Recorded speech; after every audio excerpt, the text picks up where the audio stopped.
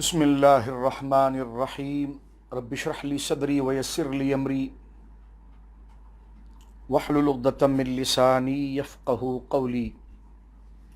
الحمد للہ المبدئ المعید الغنی الحمید ذی العفو الواسع والعقاب الشدید من ہداہ فہو سعید السدید ومن اضلہ فہو البعید الطرید یعلم ما ظہر وما بطن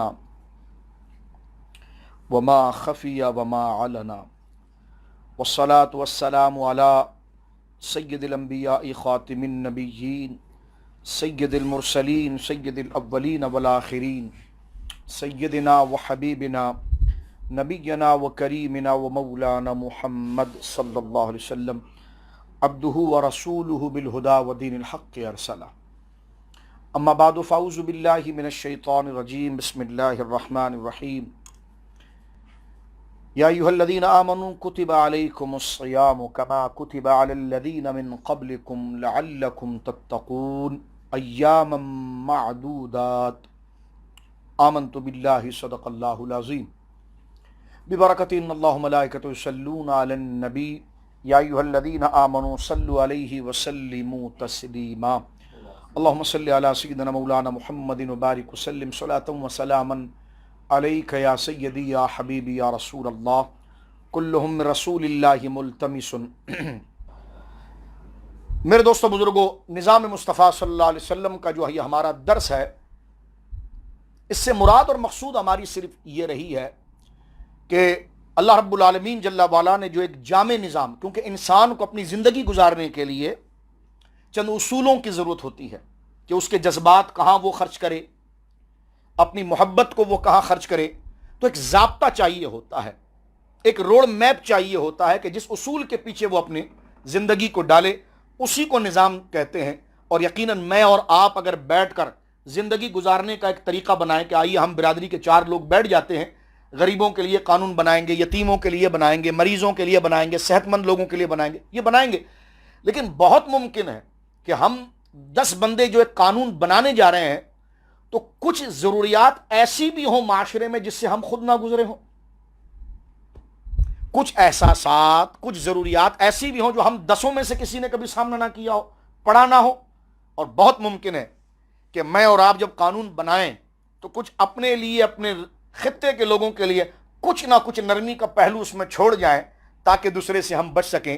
تو چاہیے تھا کہ ایک نظام ایسا ہو جو عدل پر ہو اور ترازو کے ان دونوں پلڑوں کے برابر ہو کہ جس کا کوئی پلڑا ایک جانب نہیں جاتا۔ تو یہ نظام وہی بنا سکتا ہے جو سب کو ایک نظر سے دیکھتا ہے، اور وہ اللہ رب العالمین کی ذات ہے، جو ہر ایک کے احساس کو، ہر ایک کی ضرورت کو، بہت ممکن ہے جو میں سوچ رہا ہوں ایسی سوچ کبھی آپ کے ذہن میں آئی نہ ہو، بہت ممکن ہے کہ جن حالات کے آپ شکار ہیں میں اس کا شکار ہونا تو دور کی بات، کبھی میرے ذہن میں بھی ہم لوگوں سے ملتے ہیں نا، اور مل کر یہ کہتے ہیں اچھا ایسا بھی ہوتا ہے، ہو ایسا ہو گیا آپ کے ساتھ، وہ میں نے تو کبھی سوچا بھی نہیں تھا۔ اس کا مطلب ہر انسان مکمل نہیں ہوتا، ہر انسان کے ذہن الگ، فطرت الگ، مزاج الگ، دائرہ الگ، ضرورت الگ، حالات الگ، علاقے الگ، اس کی اپروچ الگ۔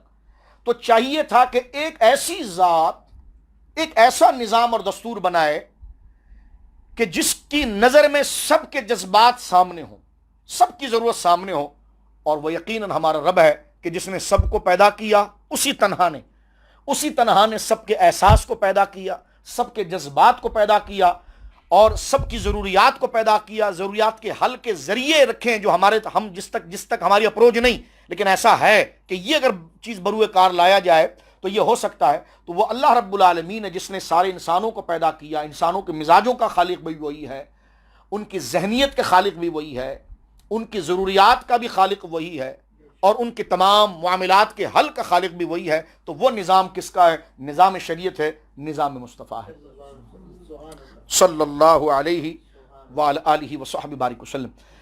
لہٰذا اسلام نے بہت زیادہ زور جس بات پر میرے دوستو بزرگوں دیا ہے وہ ہے کہ زبان کے ساتھ ساتھ دل کی صفائی بھی رہے۔ بڑی توجہ سے سنی، ہم ایک فلسفہ بیان کر رہے ہیں کیونکہ رمضان شریف کی آمد ہے، رمضان کے حوالے سے، اور شروع میں ہم نے گفتگو یہ اس لیے شروع کی ہے کہ نا امیدی نہ لائیے گا، یہی تو آزمائش ہے۔ آدم تم جنت میں رہو لیکن اس درخت سے بچتے رہنا۔ فرشتوں کو پیدا کر دیا اللہ رب العالمین نے، پھر نام سامنے لائے کہا نام بتاؤ، یعنی اللہ ہر ایک کو آزماتا ہے، یہ اس کا ایک نظام ہے۔ فرشتوں کو بھی آزمایا گیا، حضرت آدم کو بھی آزمایا گیا، زمین آسمان کو بھی آزمایا گیا۔ تو گویا کہ یہ جو فکر ہے تو یہ دیکھا جائے کہ تم رمضان سے محبت ان لائٹنگوں کی وجہ سے کرتے تھے، شور شرابی کی وجہ سے کرتے تھے، مزے مستی کی وجہ سے کرتے تھے، تفریح اور راحت کی وجہ سے کرتے تھے، یہ اللہ کا یہ مہینہ ہے اور یہ عبادت اللہ کے قریب کر ہونے والی ہے، اس نظریے سے کرتے تھے۔ تو لہذا یہ جذبہ ہمیشہ زندہ رکھیں۔ اللہ اکبر۔ ایک رمضان تو وہ بھی تھا جو بدر کے میدان کے اندر وہ 313 کھڑے تھے جن کے پاس کھانے کچھ نہ تھا اور وہ روزے کی حالت کے اندر وہاں پر موجود ہے، تو ایک رمضان وہ بھی ہوا ہے۔ تو لہذا ایسے حالات ہمارے گزرے ہیں، اور یہ جو موجودہ صورتحال چل رہی ہے کرونا کے حوالے سے، یہ بھی پریشان ہے کہ اتنی اموات کیوں نہیں ہوئی۔ میں نے کہا قادیانیوں اور لبرل نوازو، اس لیے نہیں ہوئی کہ یہاں قال اللہ قال رسول ہوتا ہے۔ پاکستان پر اللہ کا خاص فضل ہے، اس لیے نہیں ہوئی۔ یہ تو کرے کب ہوگی جو دیہڑی بڑھے گی اور پھر کام ہوگا، کاغذوں میں سارا انتظام طبی ہو جائے گا، کاغذوں میں 3 ارب روپے کا راشن بھی بڑھ جائے گا، اور چیف جسٹس چیخ چیخ کر کہے گا کہاں گئے بورے، تو کون اس کو جواب دے گا؟ تو آپ ذرا زبان بند رکھیں، آپ کے منہ سے یہ بات ہی گواہ نہیں۔ صبح شام آپ کے کپڑے عدالتوں میں اتر رہے ہوتے ہیں اور ان کو مسجدیں یاد آ رہی ہیں۔ میں کہتا ہوں واقعی میں آپ مسجدوں کے ساتھ ایس او پی کے نظام میں مخلص ہو جائے، اللہ تمہارے عیبوں پر پردہ ڈال دے گا۔ نام سیدوں کا اور کام یزیدوں سے بدتر کرنا ہے، توبہ استغفر اللہ۔ اب آپ دیکھیے تو اسلام اس بات کو ذکر کرتا ہے کہ بندے کے قول اور فعل کے اندر تضاد نہ ہو، اللہ اس سے ہمیں محفوظ فرمائے۔ ہماری خطائیں ہیں، ہم پارسا ساہوکار نہیں، اللہ رب العالمین ہماری خطاؤں کو معاف فرمائے۔ اللہ کا نظام کیا ہے؟ اللہ یہ فرماتا ہے جیسے تم ظاہر میں ہو ویسے باطن میں رہو۔ آپ کہیں گے جی جناب یہ آپ بات کیسی کر رہے ہیں؟ ظاہر تو سنوارنا میرے لیے آسان ہے کہ میں دھلے ہوئے کپڑے پہن لوں، ظاہر سنوارنا میرے لیے آسان ہے کہ میں منہ دھو لوں، باطن کیسے سنواروں؟ تو قرآن یہ کہتا ہے، دین کی تعلیم، باطن ایسے سنوارو کہ ایسے ماحول میں آؤ، ایسی گفتگو سنو، ایسوں سے محبت کرو، کیونکہ یہ محبت، یہ ماحول، یہ اندر سے اثر کرتا ہے۔ تو جب ماحول اچھا ہوگا فکر اچھی ہو جائے گی، جب ماحول اچھا ہوگا تو دل اچھا ہو جائے گا، اور جب دل اچھا ہو جائے گا تو پھر وہ تمہیں خود تمہارا ضمیر روکے گا کہ تم کہتے کیا ہو اور کرتے کیا ہو۔ تو میرے دوستو بزرگوں، اس کی سب سے اچھی تربیت روزہ ہے۔ روزہ ہر مذہب میں رہا ہے، کیونکہ روح کی تطہیر کے لیے، روح کی پاکیزگی کے لیے، کیونکہ انسان جب گناہ کے کام کرتا ہے، حسد ہے، کینہ ہے، بغض ہے، بدکاری ہے، جو بھی غلط کام، غیر اخلاقی کام کرتا ہے، روح پر ایک بوجھ آتا ہے، ایسے بوجھ آتا ہے کہ جس طرح کہ سفید اور اجلی چیز کے اوپر کوئی غبار پھینک دیا جائے، اور وہ غبار اگر فوراً صاف نہ کیا جائے، آئینہ جس طرح، مرر، آئینے کے اوپر اگر غبار آ جائے، اگر فی الفور اگر اس کی صفائی نہ کریں تو وہ پختہ ہو کر بڑھتا چلا جاتا ہے۔ یہی مثال روح کی ہے کہ انسان کے ظاہر کے اعمال اپنی گندگی اس پر ڈالتے ہیں، اور اس کی تطہیر اور اس کی پاکیزگی صرف اللہ کی یاد سے ہوتی ہے، اور اللہ کی یاد کا واحد ذریعہ تقویٰ ہے، اور تقوی کا بہترین فارمولہ روزہ ہے۔ اب دیکھیں قرآن مجید کیا کہتا ہے، آگے ہم چلتے ہیں، آیت نمبر 183 ہے، سورۃ البقرہ ہے۔ اللہ رب العالمین فرما رہا ہے، یا ایھا الذین آمنوا کتب علیکم الصیام کما کتب علی الذین من قبلکم لعلکم تتقون۔ اللہ رب العالمین جل وعلا کا ارشاد ہے کہ اے ایمان والو، کتب علیکم الصیام، تم پر روزے فرض کر دیے گئے، کما کتب علی الذین من قبلکم لعلکم تتقون، جس طرح تم سے پہلوں پر روزے فرض کر دیے گئے تھے، کیوں؟ لعلکم تتقون، تاکہ تم پرہیزگار بنو۔ اللہ اکبر، اللہ اس پر عمل کی مجھے اور آپ کو توفیق دے۔ اللہ اکبر، جو ستری اور پاکیزہ بات میں اور آپ کر رہے ہیں، اللہ رب العالمین تیری ہی توفیق ہے کہ یہ جملے ہماری زبان سے نکل رہے ہیں، یا اللہ اب اس پر ہمیں عمل کی بھی توفیق عطا فرما، ہمارے ظاہر و باطن کے فساد کو ختم فرما۔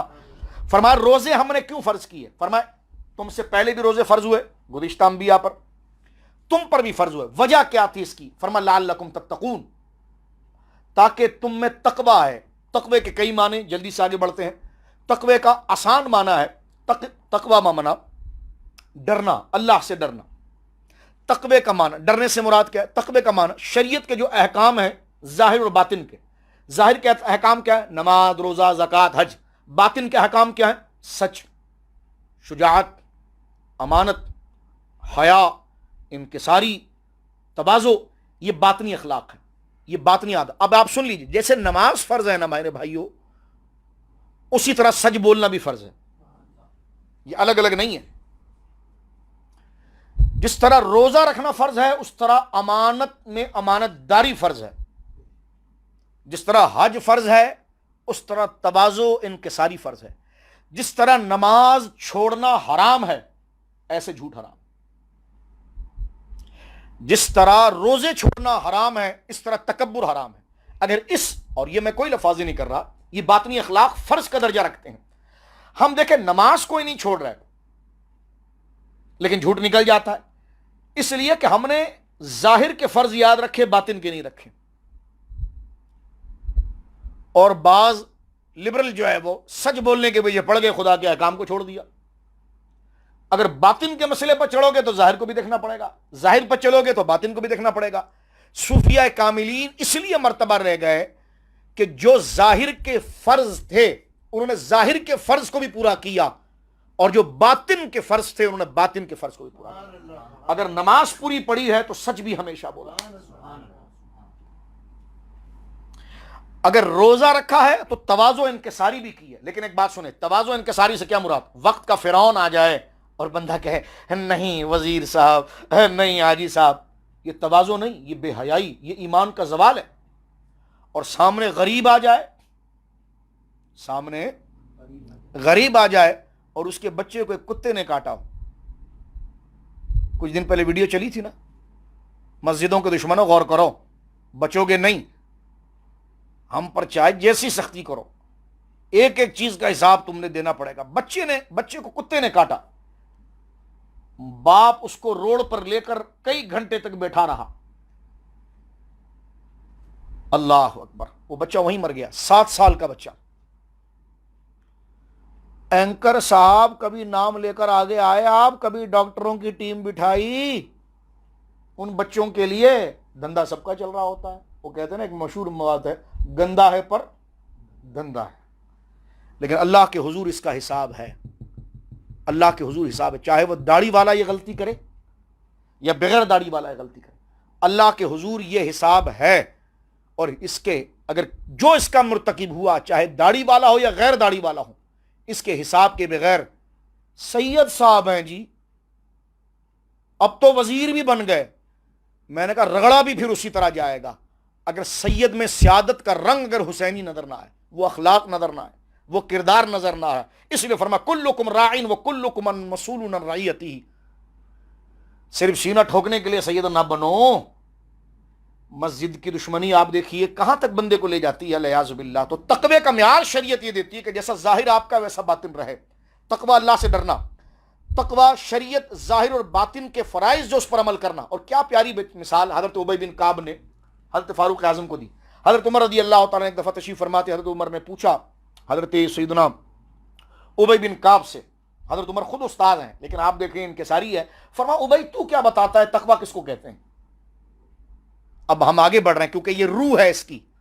اللہ ہمیں روزی کی توفیق عطا فرمائے گا تو ہمیں اس لگن کو ذہن میں رکھنا ہے. اب آپ غور کیجئے ایک ایک جملے، کیونکہ یہی وہ ماحول ہے. آج ہمیں وہ مقدس دور نہیں ملا جس میں فاروق اعظم یا مولا مرتضیٰ تھے، لیکن ان کی باتیں خود ایک ماحول اور ایک زمانہ ہے. ان کی باتیں خود ایک ماحول اور ایک زمانہ ہے. غور کیجئے میرے بزرگوں دوستو. تو حضرت سیدنا فاروق اعظم نے فرمایا، فاروق اعظم عمر نے فرمایا رضی اللہ عنہ نے کہ ابی بتاؤ تقوی کیا ہے. تو وہ ایکسپلین کیسے کرتے ہیں، حالانکہ شاگرد ہیں. وہ کہتے ہیں امیر المومنین ذرا یہ بتائیے، اگر کانٹوں کی وادی ہو اور کانٹے ہی کانٹے ہوں اور اس میں سے آپ کو گزر کر جانا ہو تو حضور آپ کیسے جائیں گے؟ فرمایا میں اپنے کپڑوں کو سمیٹ لوں گا تاکہ میرا کپڑا یہاں نہ الجھ جائے، وہاں نہ الجھ جائے، اور میں آگے نکل جاؤں، فرمایا یہی تقویٰ ہے۔ اللہ اکبر، اللہ ہمارے حال پر رحم کرے۔ استغفر اللہ ربی من کل ذنب واتوب، یہی تقویٰ ہے۔ یعنی دنیاوی خواہشات کانٹوں کی صورت میں آپ کے سامنے ہیں، اور تم نے اللہ کی طرف جانا ہے۔ ان خواہشات میں اپنے آپ کو ملوث کرنے کی بجائے اپنے آپ کو بچا کر تم نے وہاں سے نکل جانا ہے اور آگے پہنچ جانا۔ فرمایا یہ تقویٰ ہے۔ اور صوفیہ نے تو اس کو اور نرم کرتے ہوئے بات کو کھول دیا، اور اتنا کھول دیا میرے دوستوں کہ جس کو یوں کہا جائے کہ وہ رات رات نہ رہی، ایک روشن ہو گئی۔ مولا علی قاری علیہ رحمت نے بھی اس کو لکھا ہے کتاب الایمان میں۔ یہ جملے آپ دیکھیے گا صوفیہ کے کیا ہے۔ فرمایا کہ ان مولاک لا یراک حین نہاک، ان مولاک لا یراک حین نہاک، فرمایا تیرا مالک تجھے وہاں نہ دیکھے جہاں دیکھنے سے وہ ناراض ہوتا ہے۔ یہ ہے تقویٰ۔ اللہ اکبر۔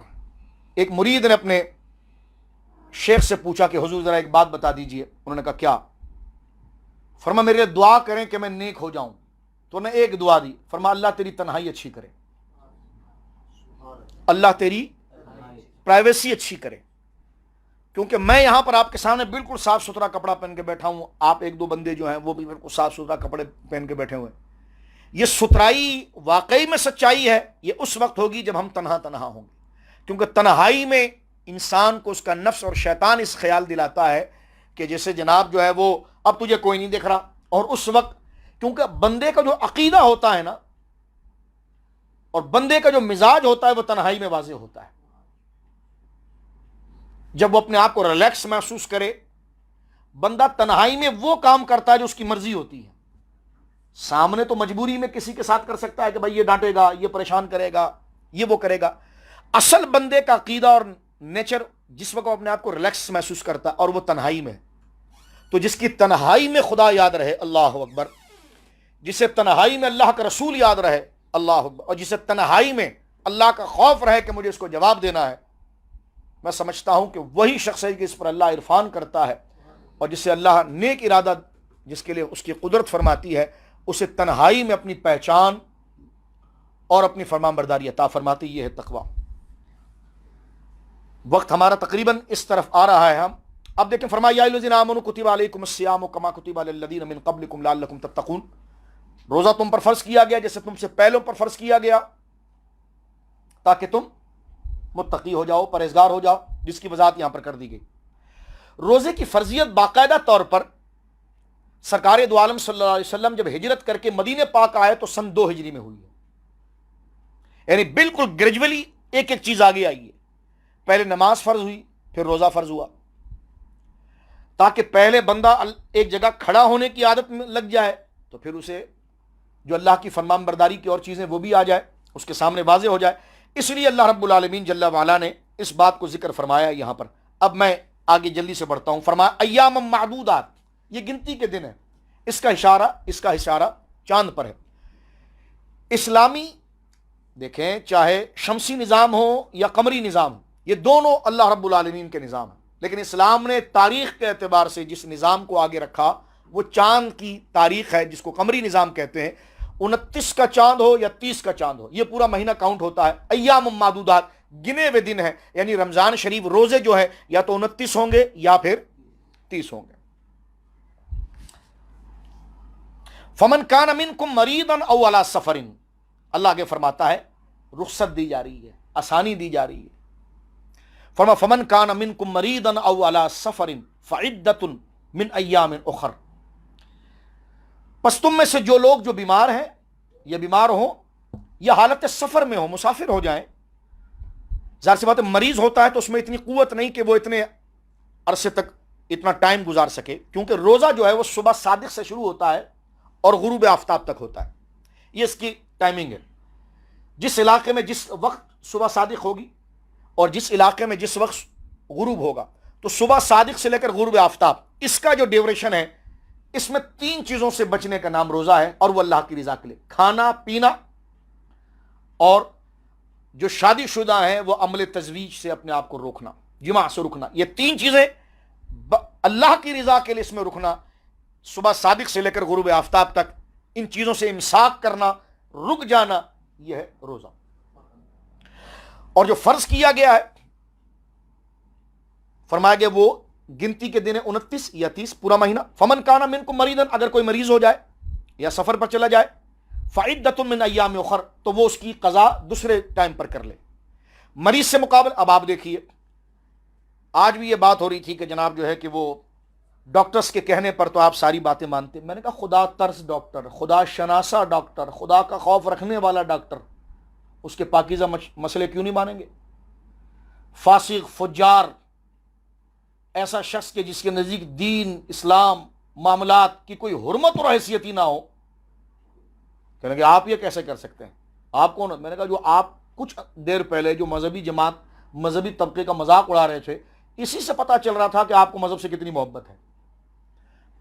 ہم کوئی اس کا نشان نہیں ہے، لیکن کسی چیز کی تردید سے پہلے اس کا مقام بتایا جاتا ہے، اس کا مرتبہ بتایا جاتا ہے. اس میں اگر کوئی غلط لوگ آ جائیں تو پھر ان کو نشانہ بنایا جاتا ہے.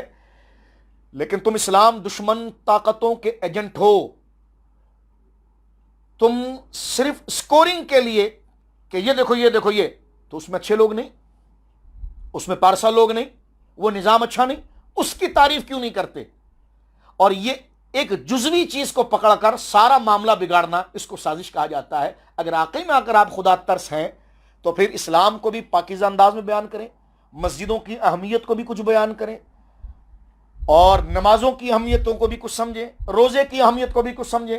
پھر اس کے اندر آپ اہمیتوں کو سمجھنے کے ساتھ، یہ سمجھانے کے بعد اگر کوئی مشورہ دے تو خدا نے کہا ہے ایسا شخص جو ایسا خدا ترس اور خدا کا خوف اور خدا کے دین اور شاعر، اس کی حرمت کو وائرس ہے وائرس ہے وائرس ہے.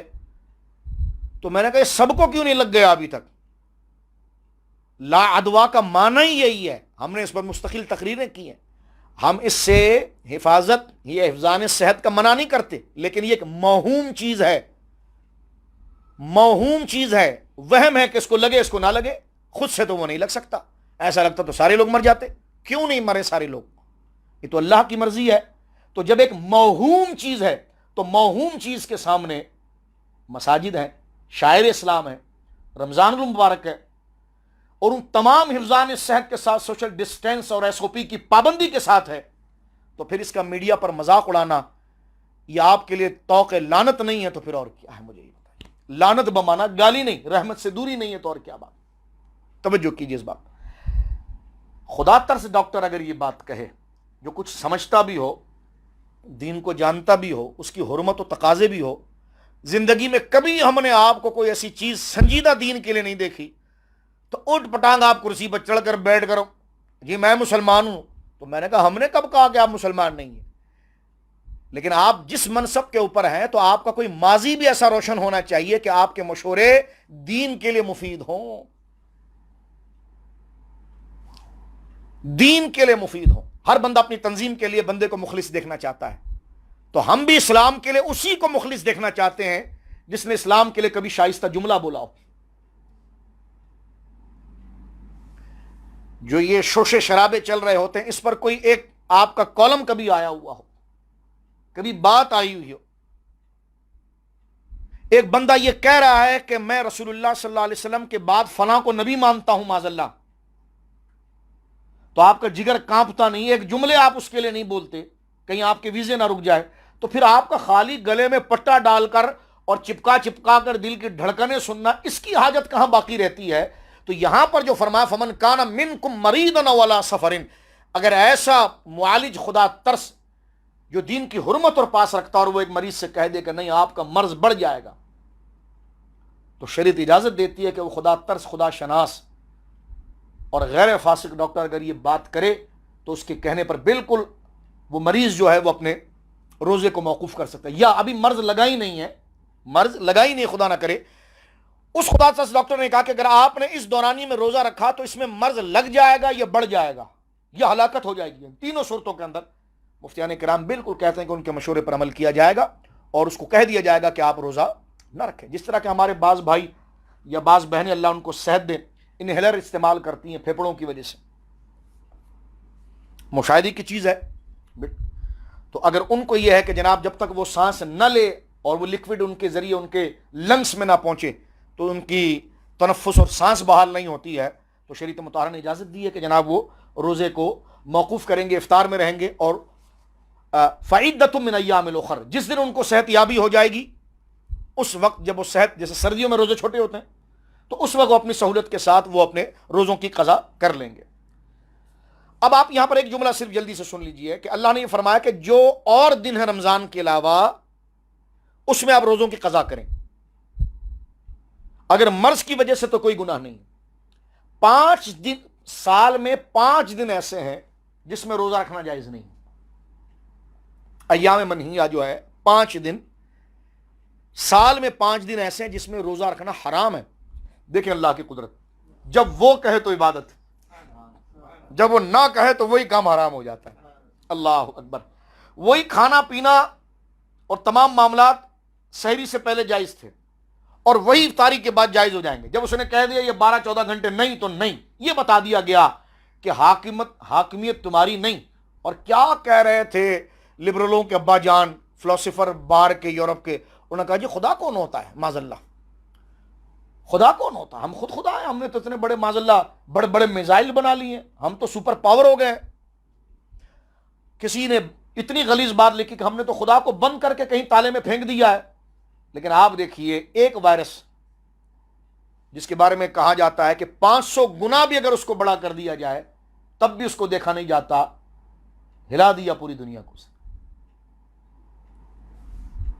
لیکن اللہ نے پاکستان پر دیکھیں کتنا فضل رکھا۔ ابھی کچھ چیز ان کو ملی نہیں، ابھی دیکھا سکورنگ بننا شروع ہوئے گا، 400 500 500۔ میں نے کہا جتنا بھی بڑا اللہ رب العالمین نے فضل کیا ہے پاکستان پر، اللہ مریضوں کو شفا عطا فرمائے۔ احتیاط ضرور رکھیں، اپنے ہاتھوں کو سینیٹائز کریں، ہاتھ نہ ملائیں، ہگ نہ کریں، گلے نہ ملیں، اس سے اجتناب کریں، سوشل ڈسٹینس رکھیں، سب کچھ کریں، اور مسجدیں بھی آباد رکھیں۔ اب غور کریں تو 5 دن ایسے اسلام میں کہ جس میں روزہ رکھنا ناجائز قرار دیا گیا۔ 2 تو عید کے دن ہیں، عید الفطر رمضان کے بعد جو عید آتی شوال کی 1 تاریخ، اور عید الاضحیٰ ذی الحجہ کی 10ویں تاریخ، اور اس کے بعد ذی الحجہ کی 11 تاریخ، 12 تاریخ اور 13 تاریخ ایام تشریق۔ 3 دن یہ اور 2 دن عید کے، ٹوٹل کتنے ہوئے؟ 5 دن۔ 5 دن جو ہے وہ روزہ رکھنا جائز نہیں۔ اس کے علاوہ فعدۃ من ایام اخر، اس کے علاوہ جو ہے اس میں آپ روزہ رکھیے۔ فرما او علی سفر، یا تم سفر پر ہو، سفر سے مراد یہ کہ جو آپ کا اپنا اصلی گھر ہے، وطن اصلی ہے، وہاں سے آپ ایسے علاقے کی طرف جانا چاہتے ہیں جو آپ کے گھر سے تقریباً 92 کلومیٹر دور ہے، اور وہاں آپ کی رہنے کی نیت 15 دن سے کم ہے، تو آپ وہاں پر پہنچ گئے تو آپ مسافر ہو گئے۔ شریعت مطابق سے مسافر میں سفر میں بندے کو مشقت ہوتی ہے، پریشانی ہوتی ہے، تو اللہ رب العالمین نے اس کے لیے آسانی فرمائی۔ فرمایا وعلی الذین یطیقونہ فدیۃ طعام مسکین، اور جنہیں اس کی طاقت نہ ہو وہ بدلہ دیں ایک مسکین کا کھانا۔ کیا مطلب؟ 2 قسم کے لوگ ہیں، ایک جیسا جوان آدمی خدا نہ کرے مرض میں مبتلا ہو گیا تو بہت امید ہے، کیونکہ بندہ منیمم 55 سال 60 سال 65 سال تو زندہ رہتا ہی ہے، تو بہت ممکن ہے کہ جناب اس کا یہ مرض گرمیوں میں بگڑتا ہے تو سردیوں میں ٹھیک ہو جائے گا، یا اس موسم میں اس کو یہ مسئلہ ہے تو دوسرے موسم میں ہو جائے گا، تو وہ فدیہ نہیں دے گا، وہ اس دن کا انتظار کرے گا، اس میں کوتاہی نہیں کرے گا اور اس میں روزہ رکھے گا۔ لیکن ایک شخص وہ ہے جو اتنا عمر رسیدہ ہو گئے، اتنے ایجٹ ہو گئے، اتنی بڑی عمر ان کی ہو گئی کہ اس عمر میں کسی کو دوبارہ صحت کا مل جانا یہ دیکھا نہیں جاتا، ان کے لیے فدیہ ہے کہ اب وہ، ان کو فقہ کی اصطلاح کے اندر شیخ فانی کہتے ہیں، کہ وہ جس کی صحت دوبارہ بحال ہونا، اب عادتاً ایسا دیکھا نہیں گیا کہ ایک بندہ 90 سال کا ہوا ہو اور کل اٹھے تو وہ 16 سال کا ہو جائے، ایسا نہیں دیکھا گیا، بلکہ آگے کے دن تو آہستہ آہستہ گھٹیں گے، اور جس کی آگے کے دن ہر آنے والے دن بڑھتے رہتے ہیں وہ ہمارے آقا ہیں۔ اس کے علاوہ ہر انسان کے آنے والے دن اس کے لیے کرامت اور عزت کے ساتھ گھٹتے رہتے ہیں۔ اب آپ غور کیجئے یہاں پر کیا فرمایا، کتنا فدیہ دیں گے؟ 1 مسکین کا، 2 کلو 50 گرام آٹا 1 مسکین کو دیا جائے گا۔ فمن تطوع خیرا فهو خیر له، فرمایا پھر جو اپنی نیکی کو زیادہ کرے، یعنی جو رکھ لے روزہ، تو فرمائیے اس کے لیے بہت ہی زیادہ بہتر ہے۔ وان تصوموا خیر لکم ان کنتم تعلمون، اور روزہ رکھنا تمہارے لیے کتنا بھلا ہے اگر تم جانتے۔ یعنی اس حالت میں بھی اگر تم روزہ رکھ لو، اجازت تو ہم نے دی ہے، لیکن اگر تم روزہ رکھ لو تو یہ تمہارے لیے بہت زیادہ بہتر ہے۔ فرمایا شہر رمضان الذی انزل فیہ القرآن، رمضان کا یہ مہینہ ہے جس میں اللہ نے قرآن کو اتارا، سبحان اللہ، ھدی للناس، اور وہ لوگوں کے لیے ہدایت ہے، مبینات من الہدی والفرقان، اور رہنمائی اور فیصلے کی روشن باتیں ہیں۔ رمضان رمت سے بنا ہے، اس کا معنی ایسی تیز دھوپ اور چنگاری یا آگ جو لوہے کے ہر قسم کے میل کو جلا کر ختم کر دے، ایسی تپش۔ تو رمضان کو رمضان، کیونکہ گرمیوں میں آتا ہے، تو رمضان کو رمضان اس لیے کہا گیا کہ بندہ اس کی تپش سے اور سختی سے اس کی روح، اس کا بدن اور اس کی نیات، اس کا ایمان ہر قسم کی گندگی سے پاک ہو جاتا ہے، اور یہ اللہ کے حضور انسان ایسا ہو جاتا ہے مومن جیسی قیمت اور جیسی قدر اور جیسی چمک اللہ رب العالمین کو پسند ہے۔ اللہ رب العالمین فرماتا فمن شہید منکم الشہر فلیصم، جس کو رمضان کا مہینہ مل جائے وہ روزہ رکھے، ومن کان مریضا او علی سفر فعدۃ من ایام اخر، جو مریض ہو یا سفر میں ہو وہ اور دن اس کو کرے۔ اور اللہ نے آگے فرمایا کہ دیکھو میرے بندو، یرید اللہ بکم اليسر ولا یرید بکم العسر، اللہ تمہارے لیے آسانی چاہتا ہے، تمہارے لیے اللہ رب العالمین جل والا سختی نہیں چاہتا۔ اب میں ایک دو حدیثیں آپ کے سامنے اس موضوع کی تکمیل کے عرض کرنا چاہوں گا تاکہ ہمارے لیے رمضان آنے سے پہلے ہماری روحیں اس مقام کو سمجھیں۔ کہنے لگے کیوں؟ میں نے کہا دیکھو نا جناب، اللہ نے ہمارے نبی مکرم کا جب مقام بیان کیا تو کیا شان بتائی؟ انا ارسلناک شاہدا، فرمایا بشارت کو پہلے رکھا، ڈرانے کو بعد میں رکھا۔ یہ شان، یہ تبلیغ کا انداز ہے، پہلے اس کی فضیلت، اس کا مقام، اس کا انعام ذکر کیا جائے، اور جو جب اس کے خلاف کرے تو پھر سزا۔ تو بشارت پر میں اسی حوالے سے، تاکہ ہماری طبیعتیں اس حوالے سے مکمل تیار ہوں، صاحب مشکات کی کتاب الصوم میرے سامنے، میں سے ایک یا دو حدیثیں پیش کرنے کا شرف پاؤں گا، اس کے بعد ہم اپنے درس کو ختم کرتے ہیں۔ اپنی روحوں کو تازہ کرنا مقصد ہے، درس کیا ہے؟ اپنی اصلاح مقصود ہے۔ ہم کیا کسی کو درس دیں گے؟ اپنی طبیعتوں کی اصلاح موجود ہے، تاکہ ہماری طبیعتیں جو آج کل کی پریس کانفرنسیں دیکھ کر ایسی تنگ اور بیزار ہو گئی ہے، اور میں نے کہا عوام سے، میں کہتا ہوں چھوڑ دو ان کاموں کو، ان پریس کانفرنسیں دیکھنا ہی چھوڑ دو، کیونکہ وہ سودا تم پر ہی بیچ رہے، ویورشپ بنا کر۔ دو کو لڑا ہے، اس کو ادھر بھوں بھوں بھوں بھوں کیا، بعد میں کہا ناظرین میرا ٹائم ختم ہو گیا، اور تم اپنا بلڈ پریشر ہائی کرتے رہو، اپنی شوگر کو ہائی کرتے رہو۔ اللہ اللہ کرو، اتنی خبر ضرور رکھو اخبار میں، جدھر بھی خبر، یعنی حال احوال باقی ہونا چاہیے، بندے کو معلوم ہونا چاہیے، لیکن اتنی نا امیدی کی طرف نہ جاؤ کہ جناب جو ہے کہ وہ ادھر سونگیں تو یہ ہو جائے گا، ادھر سونگیں گے تو یہ ہو جائے گا۔ میں نے کہا جو قوموں کے 8 ارب روپے کھا گئے ہیں، اور چیف جسٹس چیز صاحب بورے کہاں گئے، تو میں نے کہا ان کو تو نہیں لگا ابھی تک۔ تو لہٰذا خیر کی طرف توجہ رکھیں، عبادت کا مہینہ آ رہا ہے، ٹی وی بند رکھیں اپنا، آپ یہ بھوں بھوں ان کی بند رکھیں، آپ یہ مہینہ آپ دے دیں قرآن مجید کو، یہ مہینہ دے دیں آپ درود پاک کو، یہ مہینہ دے دیں آپ اپنے بچوں کی اخلاقی اور اپنے بچوں کی ایمانی تربیت کو، یہ مہینہ دے دیں آپ نمازوں کو، اپنے آپ کو تبدیل کرنے کو۔ انہوں نے بھی قبر میں جانا ہے، آپ نے بھی جانا ہے، اس بات کو یاد رکھنے کو۔ اور یہ مہینہ اللہ سے ملنے کا مہینہ ہے، اللہ کو راضی کرنے کا مہینہ ہے۔ تو ٹیلی ویژن اپنے بند رکھیں اور آئیے قرآن کی طرف، سنت کی طرف، شریعت کی طرف، درود پاک کی طرف، استغفار کی طرف، اس لیے کہ دعا ایک واحد ذریعہ ہے جو آپ کو اطمینان دے گا، رجوع اللہ ہی واحد ذریعہ ہے جو آپ کو مطمئن کرے گا، اس کے علاوہ کوئی شے۔ ایک سمجھدار آدمی نے بڑی پیاری بات لکھی، اس نے کہا کہ اگر دعا کا نسخہ نہ ہوتا نا تو یہ دنیا پورا ایک پاگل خانہ بن جاتی۔ واقعی میں دعا ایک ایسی ڈھارس و تسلی ہے جس میں تھوڑی دیر رب کے آگے گڑ گڑانے کے بعد کام ہوا یا نہیں ہوا، تسلی تو اسی وقت ہوگی جناب، تسلی تو اسی وقت ہوگی۔ سبحان اللہ، سبحان اللہ۔ اس رب کے آگے کہ جو بندے کا ظاہر باطن سب واضح ہے، 2 آنسو اس نے گرا دی ہے، تسلی اس کو اسی وقت ہو گئی۔ تو یہ دعا کا مہینہ ہے، ساری امت کے لیے دعا کریں۔ یہ وبا اور جنہوں نے مصنوعی بنائی ہے، دونوں کو خدا دفع کرے، اس وبا کو بھی خدا دفع کرے اور کفار پہ مسلط کرے، اور یہ ناسور قسم کے جو لوگ جو مصنوعی نظام لائیں ان کو بھی خدا کفار پر ڈال کے دفع کرے، اور ہمارے ملک کو اللہ رب العالمین محفوظ رکھے، اس پاکستان کو اللہ محفوظ رکھے، پاکستانی اداروں کو اللہ محفوظ رکھے، اس کی سرحدوں کو محفوظ رکھے، کشمیر کو خدا محفوظ رکھے۔ کشمیر میں میری بہنوں کے منہ پر گولیاں چلائی گئی.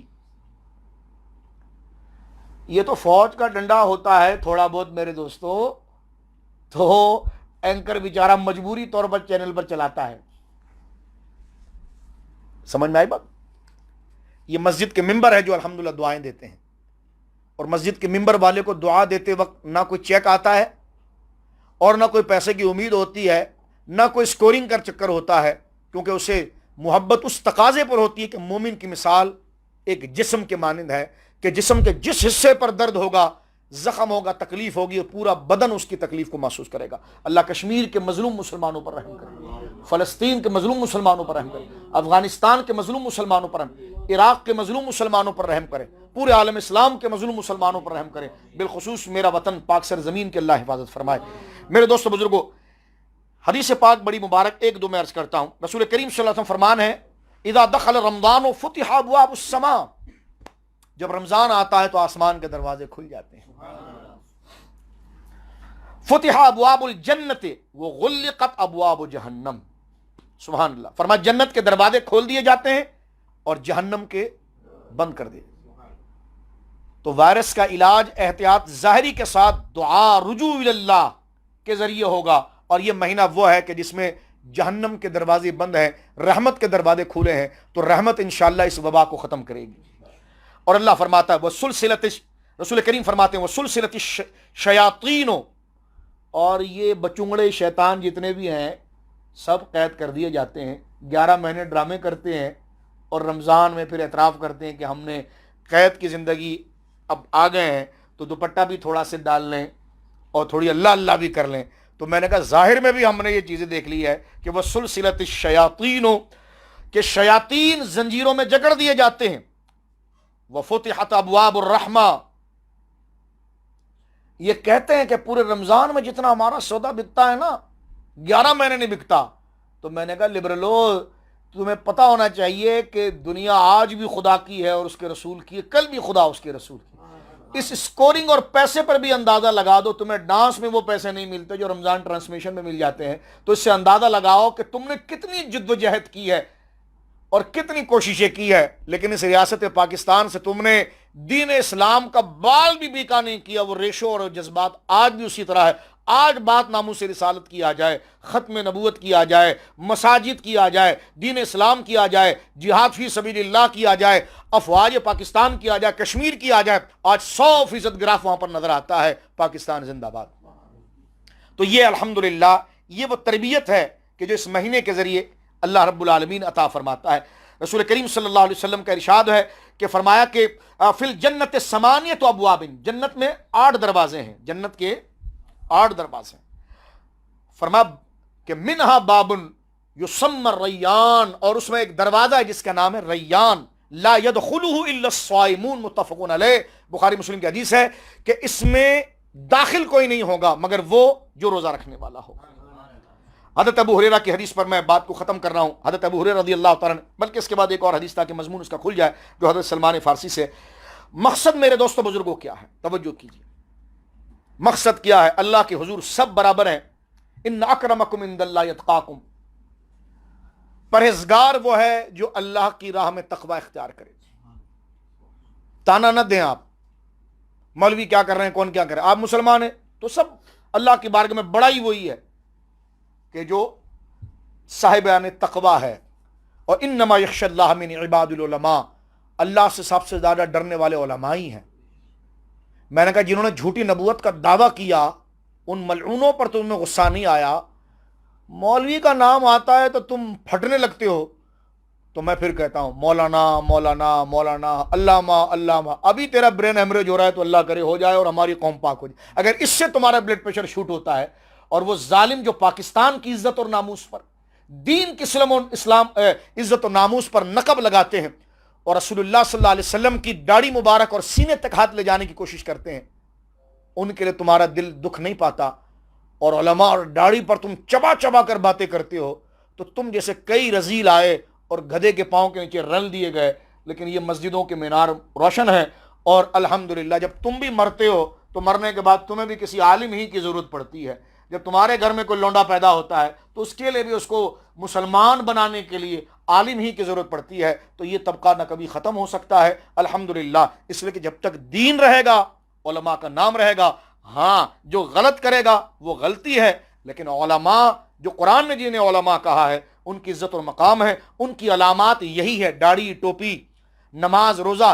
اس میں اگر کوئی غلط کام کر جائے تو اس کا مطلب داڑھی بدنام نہیں ہوئی، داڑھی کا مذاق نہیں ہوا، ٹوپی کا مذاق نہیں، اس شخص کا مذاق ہوا.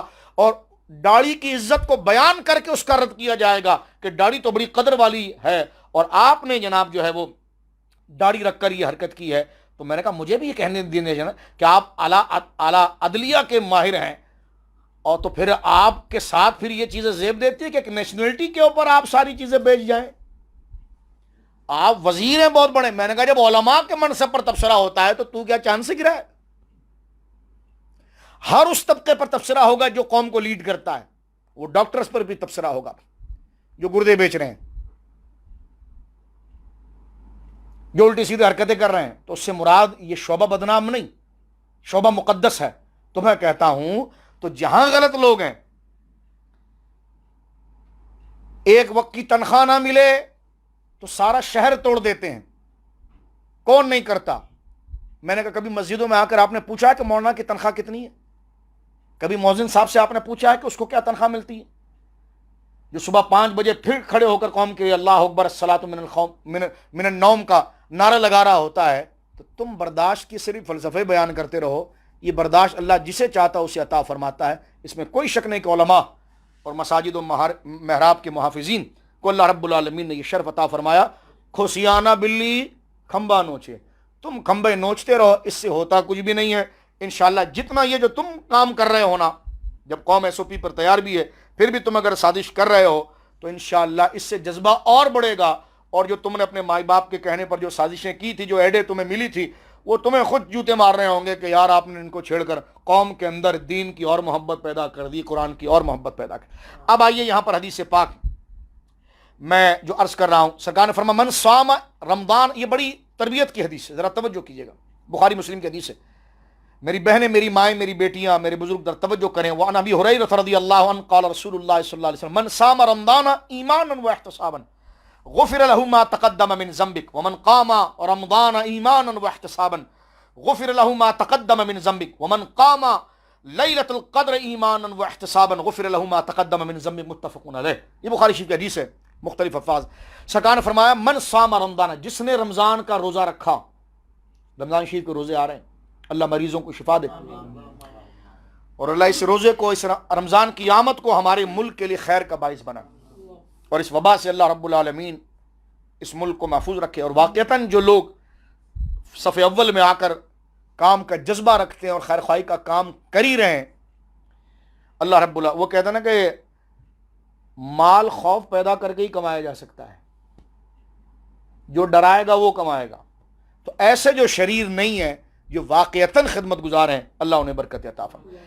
رسول کریم فرماتے من صام رمضان ایمانا واحتسابا، جو رمضان کا روزہ رکھے ایمان اور احتساب کے ساتھ. احتساب کا معنی ہے اخلاص، صرف اللہ کے لیے.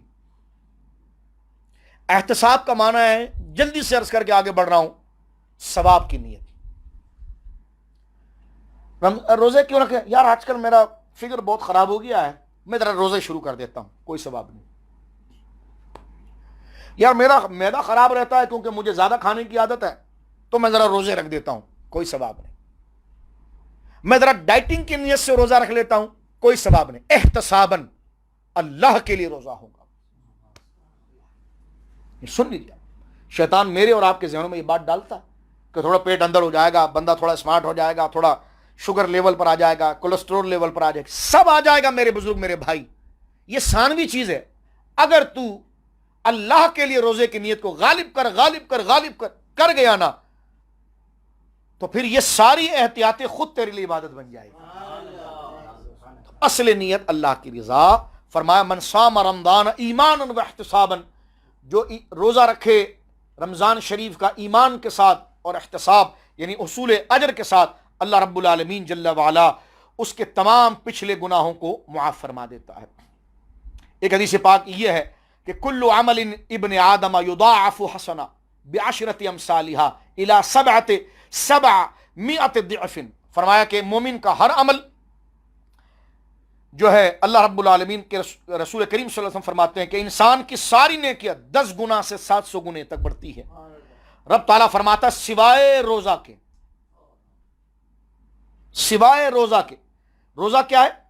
اللہ رب العالمین ارشاد فرماتا ہے جو جملہ ہے اور رسول کریم اس کی حکایت کرتے ہیں کہ اللہ نے یہ فرمایا کہ فَإِنَّهُ لِي، روزہ میرے لیے ہے، روزہ میرے لیے، وَأَنَا أَجْزِي بِهِ، روزہ میرے لیے ہے تو یا اللہ روزے کا کیا ثواب ہوگا؟ 10 گنا، 700 گنا، 7 لاکھ گنا، 7 کروڑوں گنا؟ فرمایا نہیں، الصوم لی، روزہ میرے لیے، وَأَنَا أَجْزِي بِهِ، اور میں ہی اس کی جزا دوں گا. کیونکہ آپ نے روزہ رکھا ہے، کوئی شکل سے پتا تو نہیں چلے گا. روزہ ایک واحد بات، نماز آپ کر رہے ہیں پتا چل رہا ہے، حج کر رہے ہیں لباس سے پتا چل رہا ہے، زکات دے رہے ہیں پتا چل رہا ہے. روزہ ایسی چیز ہے کہ دوسرے کو پتہ ہی نہیں چلتا. تو روزہ انتہائی مخلص عبادت ہے، اور اللہ یہ فرماتا ہے کہ جب روزہ میرے ہی لیے ہے تو میں اس کی جزا دوں گا. اس کو مجہول پڑھا گیا ہے وَأَنَا أُجْزَى بِهِ. اس کا معنی پھر یہ ہوگا کہ روزہ میرے لیے، میں خود اس کی اجر ہوں، میں خود اس کا اجر بن جاتا ہوں. تو جس کا اللہ ہوا تو جنت میں کہاں جانا ہے؟ جنت عدن نے کیا جانا ہے؟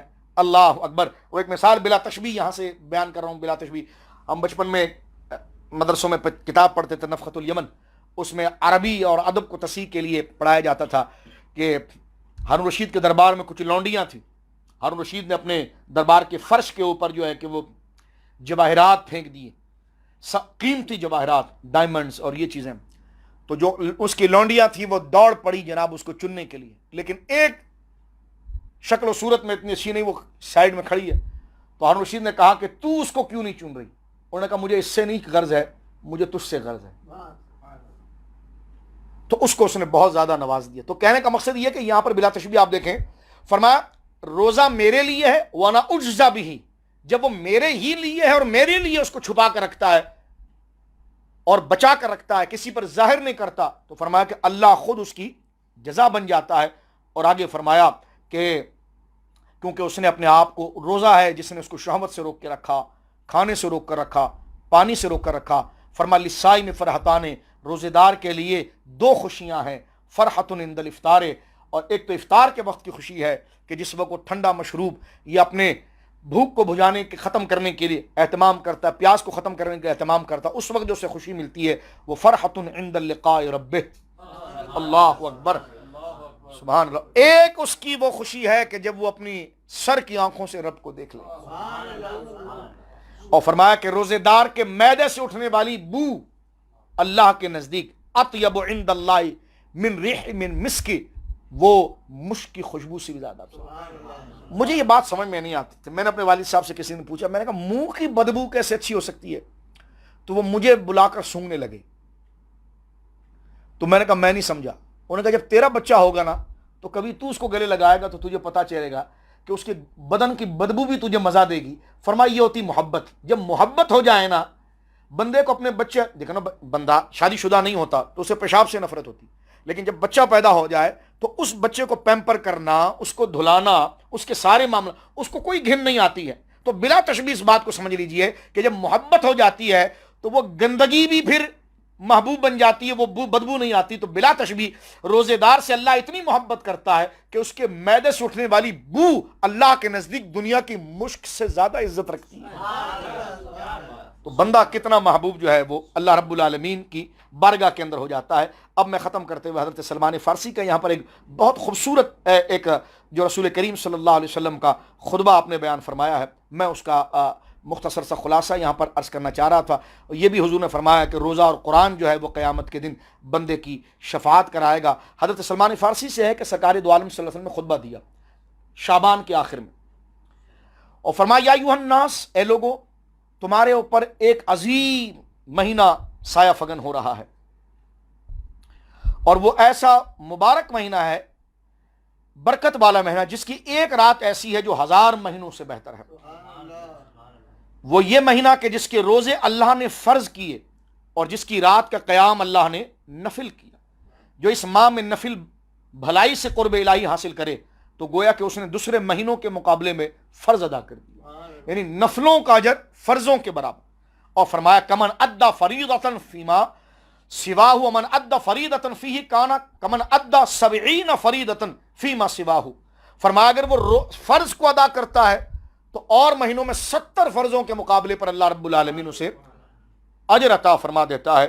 اور ایک حدیث پاک کے اندر یہ ہے کہ حضور علیہ الصلوۃ والسلام نے ارشاد فرمایا کہ تم روزے دار کی خدمت کرو چاہے وہ ایک گھونٹ دودھ کی کیوں نہ ہو، ایک گھونٹ دودھ کی کیوں نہ ہو، ایک کھجور کے دانے کی کیوں نہ ہو، چاہے وہ ایک گھونٹ دودھ کی کیوں نہ ہو، وہ ایک کھجور کے دانے کی کیوں نہ ہو، ایک پانی کے گھونٹ کی کیوں نہ ہو. کہا حضور اگر پیٹ بھر کھلا دیا تو فرمایا اللہ نے تجھے پھر جہنم سے آزاد کر دیا. میں نے کہا حضرت صاحب رمضان آ رہا ہے، غریبوں کو افطاریاں پہنچے گی گھر پر، ان کو میڈیکل پہنچے گا، ان کو کھجور پہنچے گی ہیں؟ وہ بھی انشاءاللہ یہ مذہبی جماعت ہی کرے گی، مذہبی لوگ ہی کریں گے جو یہ حدیث پر عمل کرتے ہیں، وہی لوگ ہوں گے. یہ جو سکورنگ کر رہے ہیں ٹی وی پر، میں ان سے بھی عرض کروں گا کہ آپ اعلان کریں گے کہ آپ نے اتنوں کو دیا، کہنے کہ اعلان کی کیا ضرورت ہے؟ میں نے کہا نہیں، کرنا تو پڑے گا تاکہ آپ کا جو دوسرا ہے وہ بھی کرنا شروع کرے، تیسرا ہے وہ بھی کرنا شروع کرے. اور خیر کے کام اگر اللہ کی رضا کے لیے کرے گا تو پھر اس کے نزدیک مسجد کی بھی عزت ہو جائے گی، نماز کی بھی عزت ہو جائے گی. تو اس پر ہم اپنی گفتگو کو ختم کرتے ہیں. رمضان شریف کا مہینہ ہے، اپنی ایکٹیویٹیز کو محدود کریں، بیجا گھر سے زیادہ باہر نہ نکلے، اور اگر ہاتھ ملانے سے یہ مرض پھیلتا ہے تو اس سے بھی اجتناب کریں. ہے یہ مہوم بغل گیر سے ہوتا ہے تو اس سے بھی اجتناب کریں. اپنے بچوں کو گھروں کے اندر رکھیں، سینیٹائز اپنے ہاتھوں کو ضرور کریں. اگر ان کے ظلم سے مسجد اگر بچ گئی ایس او پی پر عمل کرنے کے بعد بھی، تو پھر مسجدوں میں اگر آپ آئیں گے تو بچوں کو لے کر نہیں آئیں گے. عمر رسیدہ افراد مسجدوں میں نہ آئیں. دیکھیے نا، ایک چنڈ نے ویڈیو بنائی اور کتنا شور مچا دیا. تو بزرگوں سے میں ہاتھ جوڑ کر کہوں گا کہ مسجدوں کی ویرانگی کا سبب نہ بنے. آپ عمر کے آخری حصے میں ہم آپ کو واسطہ دیتے ہیں. آپ سرکار نے فرمایا تم میں اچھا شخص وہ ہے جس کی عمر زیادہ ہو اور عمل اچھے ہوں. جب ثواب آپ کو نماز ہی کا ملے گا، آپ کی وجہ سے اگر مسجدیں بند ہو جائیں اور کسی شخص کو اس کا بہانہ مل جائے تو کیا آپ اپنے آپ کو معاف کر پائیں گے؟ ہمارے علماء کی بات مجھے بڑی پسند آئی جو یقیناً عمر کے درجے میں تھے. انہوں نے کہا کہ جناب ہم مسجدوں میں نہیں آئیں گے. جن کی شاید زندگی میں کبھی رمضان نہ چھوٹا ہو مسجدوں کا، ہاں نہیں آئیں گے، جو اس پر عمل کر رہے ہیں. اور کیا ایس او پی پر عمل چاہتے ہیں آپ؟ یہ جو آپ نے 8 بجے سے پرائم ٹائم پر جو طوفان بدتمیزی پھیلائی ہوئی ہے مسجدوں کے خلاف، اور ایک کے تبصرے تو دوسرے کے تبصرے، تو تمہارے اپنے اسپتالوں کے اندر ہے سارا انتظام؟ آج میں ایک اسپتال کے اندر گیا، بندہ بندے پہ چڑھا ہوا ہے جناب، مسجد نظر آ رہی ہے. بازاروں کا حال دیکھیں آپ، آئیے جوڑیا بازار چلیں، آئیے جناب یہ امیجنا روڈ چلیں، آئیے یہ ساری چیزوں کو دیکھیں. تو کیا آپ کر رہے ہیں جہاں پر اس کا مطلقاً اطلاق ہو رہا ہے؟ اور 3.5 گھنٹے کا یا 3 گھنٹے کا اجلاس جو صدر پاکستان جناب عارف علوی صاحب کی قیادت میں ہوا، اتنا سنجیدہ اجلاس کے بعد اب مینڈکی نکل کے چیخ رہی ہیں. تو میں نے کہا تھوڑا خیال کریں. جب ورلڈ کی رپورٹس آپ کے سامنے ہیں، وہ احتیاط آپ کے سامنے، امریکہ میں مسجدیں کھلنا شروع ہو رہی ہیں یار، یہ رپورٹیں سامنے. امریکہ میں جہاں سب سے زیادہ خطرہ ہے وہاں مسجدیں کھلنا شروع ہو رہی ہیں. وہاں لوگوں نے اگر مسجدیں بند بھی کی ہے تو خود اپنی مرضی سے کی ہے، گورنمنٹ کا جبر نہیں تھا. تو یہ شاہ کے وفادار بننے کی کوشش نہ کریں، لیکن احتیاط ضرور کریں. مسجدیں آباد اگر ہیں تو سوشل ڈسٹینس رہے گا، سینیٹائز کے ساتھ گیٹ ہو یا وہاں پر سینیٹائز کرنے کا انتظام ہو، اس کو آپ لیں گے. جو میرے بھائی موجود ہیں بڑے بزرگ، جس طرح میں نے عرض کیا کہ وہ گھروں میں رہیں گے، بچوں کو لے کر نہیں آئیں گے. آپ جن کے گھر قریب ہے وہ گھر سے وضو کر کے آئیں گے. اس کا اہتمام کرنا ہوگا، اور ہمیں وقت ملا تو ہم خود گیٹ پر کھڑے ہو کر اس چیز کو روکیں گے، کیونکہ ہم نے ایس او پی پر سائن 8 ارب روپے ایڈ لینے کے لیے نہیں کی تھی. ہم نے وعدہ کیا تھا، اسی دن سے ہم نے اپنی مسجد میں کہا کہ ہم نے وعدہ کیا، مومن وہ ہے جو وعدے کو نبھاتا ہے. اور یہ وعدہ تو پھر ریاست پاکستان سے ہے، پاکستان کے امن کے ساتھ ہے، افواج پاکستان کے ساتھ، ان ملک دوست خدا ترس ڈاکٹروں کے ساتھ ہیں، ان نیک اور ملک سے محبت کرنے والے سنجیدہ مدبرین سیاستدانوں کے ساتھ ہیں۔ تو یہ اللہ سے بھی وعدہ ہے، نیک لوگوں سے بھی وعدہ ہے۔ میں نے خود مسجد کے اندر کھڑے ہو کر ویڈیوز موجود ہیں، میں کیا کئی علماء نے لائن سے متواتر آ رہا ہے کہ جناب علماء نے کھڑے ہو کر جناب جو ہے کہ مسجد کی دیواریں بنا دی ہیں، یعنی پردے لگا دیے ہیں۔ ہماری مسجد پورے کراچی کی اکثر مسجد کے اندر یہ چیزیں شروع ہو گئی ہیں۔ 2 جمعے کی بعد بھی مفتی منیب الرحمان صاحب اور دیگر علماء نے بیٹھ کر جو ذکر کی، اس کی وجہ بھی یہ تھی کہ تاکہ سوشل ڈسٹینس ہی رہے۔ جہاں چھوٹی مسجدیں، وہ کہنے کہ جی جہاں بڑی مسجد، میں نے کہا بڑی مسجد کوئی رہی نہیں، کیونکہ ہر مسجد سے 50% لوگ کٹ جائیں گے سوشل ڈسٹینس کی وجہ سے، تو یہ جو جمع ہوں گے یہ کہاں جائیں گے؟ یہ ایک جگہ جمع ہو جائیں گے، تو پھر مسئلہ کھڑا ہوگا۔ تو علماء نے ریاست کے اس ایس او پی کو نبھانے کے لیے بات کی ہے، خیر خواہی کی بات کی ہے۔ جو تم اپنے ٹھنڈی ایسیوں اور وزارات کے جو کر رہے ہو نا، اب میں کیا نام لے کر اپنی زبان گندی کروں، وہ جو کر رہے ہو، تم نے صرف بھاشن دیا ہے، علماء گلی کوچوں کے اندر اس کو نافذ کر رہے ہیں۔ ہم ایس او پی کی تائید کرتے ہیں، اس کے ہم پابند ہیں، اور ریاست پاکستان کو ہم یہ بتاتے ہیں یہ اللہ سے وعدہ ہے، یہ ریاست سے وعدہ ہے، یہ دین سے وعدہ ہے، اور مسلمان وہ ہے جو وعدے سے وفا کرتا ہے۔ اللہ پاکستان کو سلامت رکھے، اللہ دین اسلام کا پرچم ہمیشہ سربلند رکھے، پاکستان کا پرچم ہمیشہ سربلند رکھے، تمام عالم اسلام پر اللہ فضل فرمائے۔ نعرہ تکبیر، اللہ اکبر، نعرہ رسالت، یا رسول اللہ۔ پاکستان زندہ باد، پاکستان پائندہ باد، وآخر دعوانا ان الحمدللہ رب العالمین۔